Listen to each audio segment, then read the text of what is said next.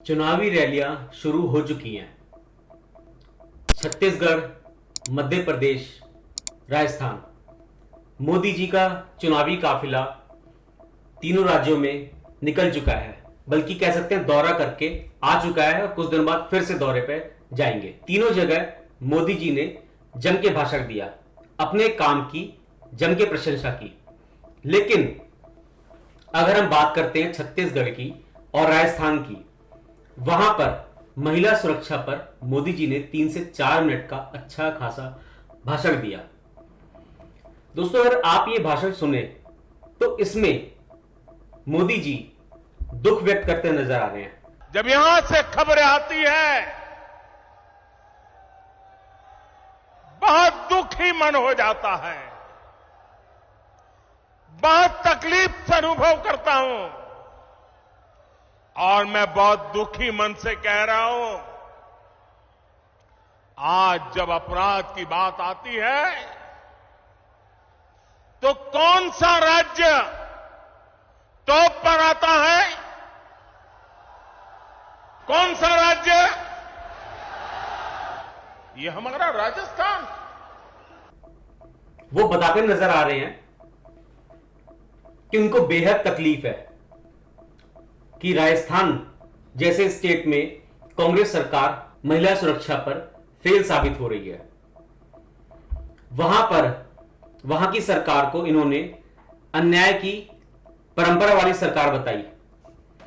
भाजपा आएगी, महिला सुरक्षा लाएगी, इस बात पर जोर दिया। कांग्रेस सरकार जान माल की सुरक्षा नहीं कर सकती, इस बात को भी जनता को बताया। भाजपा आएगी, गुंडागर्दी जाएगी। भाजपा आएगी, दंगे रुकवाएगी।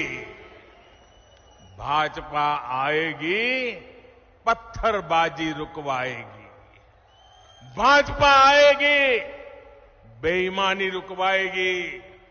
भाजपा आएगी, महिला सुरक्षा लाएगी। भाजपा आएगी, रोजगार लाएगी। भाजपा आएगी, समृद्ध राजस्थान बनाएगी। लेकिन दोस्तों, आपको एक बात समझनी पड़ेगी, महिलाओं के साथ अन्याय हो रहा है और पूरे देश में हो रहा है, यह बात मोदी जी ने भी माना। लेकिन उन्होंने राजस्थान में बात की सिर्फ राजस्थान की घटना के बारे में, छत्तीसगढ़ में बात की सिर्फ छत्तीसगढ़ की में हो रही घटनाओं के बारे में, जिसका हम सबको खेद है, जो नहीं होना चाहिए। लेकिन मोदी जी जब मध्य प्रदेश में गए तो वहां पर मध्य प्रदेश को पूरे देश में इस प्रकार की जो रेप की महिलाओं के साथ हो रहे अत्याचार की घटनाओं के मामले में उसको हम दूसरे नंबर पर मानते हैं। मध्य प्रदेश दूसरा बड़ा राज्य है जहां पर यह घटनाएं लगातार हो रही है। मध्य प्रदेश में 12 साल की उस बच्ची के साथ हुई घटना आप सभी को याद होगी। कैसे वो बच्ची 2 से ढाई घंटे तक रोड पर तड़पते हुई मदद के लिए गुहार लगाते हुई घूम रही थी, लेकिन कोई भी मदद के लिए नहीं आया।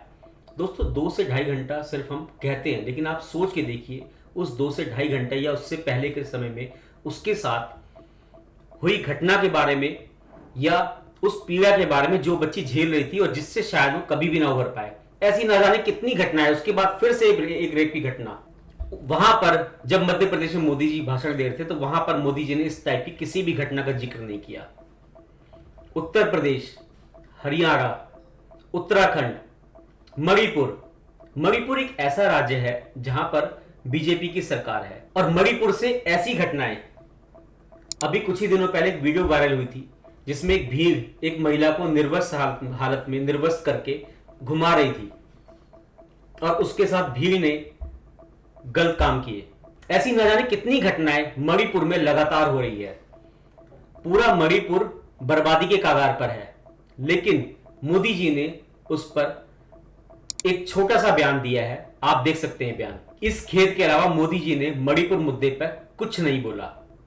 इन तीनों राज्यों में कहीं कोई जिक्र नहीं किया। अपने भाषणों में कहीं ना कहीं महिला सुरक्षा पर लगातार कांग्रेस को घेरते नजर आए, लेकिन अपनी सरकार की खामियां नहीं गिनवाई।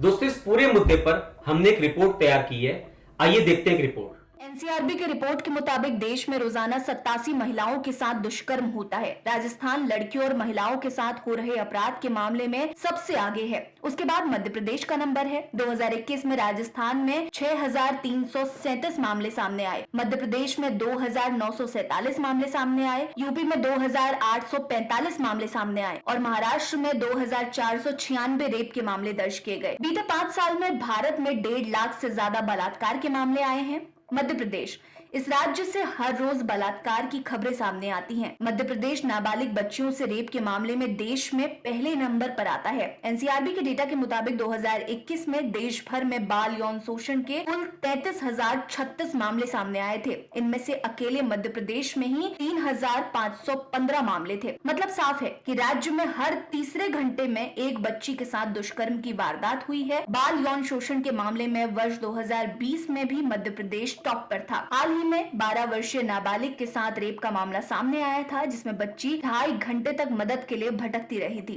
कल ही मध्य प्रदेश के अशोकनगर से रेप का मामला सामने आया है। महिला को कार में किडनैप कर उसके साथ 4 लोगों ने सामूहिक बलात्कार किया और बेहोशी की हालत में उसे खेत में फेंक दिया। कल ही 5 साल की एक और बच्ची के साथ रेप का मामला सामने आया।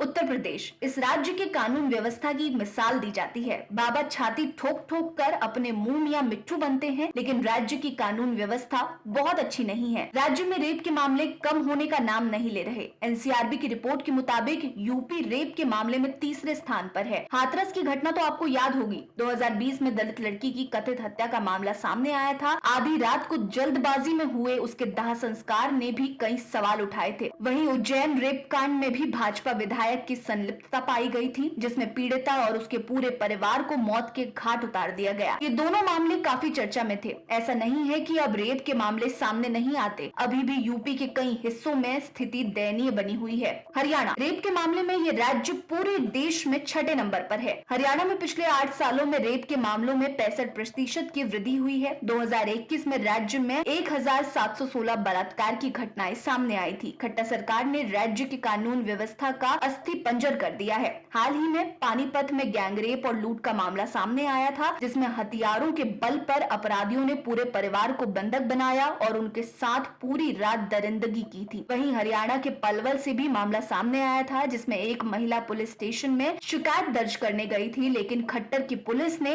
उसी के साथ गैंगरेप को अंजाम दे दिया। फरवरी 2023 में हिसार में नाबालिग बच्ची से रेप का मामला सामने आया था। उत्तराखंड, इस राज्य में महिला अपराध के मामले हर साल इजाफा देखने को मिलता है। देश में रेप के मामले में ये राज्य 15वें नंबर पर है। हाल ही में अंकिता भंडारी नामक एक लड़की के साथ रेप का मामला सामने आया, जिससे पूरा देश दहल गया था, लेकिन आज तक अंकिता को इंसाफ नहीं मिला। इस पूरे मामले ने एक बार फिर भाजपा को कटघरे में खड़ा किया था, लेकिन आज तक पुलकित आर्या को कोई सजा नहीं हुई है। मणिपुर, नॉर्थ ईस्ट का ये राज्य अभी भी जल रहा है। मीडिया मोदी जी को कवरेज दे रही है, लेकिन मणिपुर के मामले पर इनके हलक से आवाज नहीं निकल रही। ऐसा लगता है कि मणिपुर में रोज रेप और हत्या की मामला सामने आता है। पिछले कुछ समय से रेप के करीब 20 मामले आ चुके हैं। ये आंकड़े इससे ज्यादा भी हो सकते हैं, क्योंकि लंबे समय से मणिपुर में इंटरनेट बैन था, चीजें पहुंच से बाहर थी, तो तमाम चीजें निकलकर सामने नहीं आ पाई। अब लगभग हर रोज रेप और हत्या के मामले सामने आ रहे हैं। दोस्तों, आपने इस पूरी रिपोर्ट में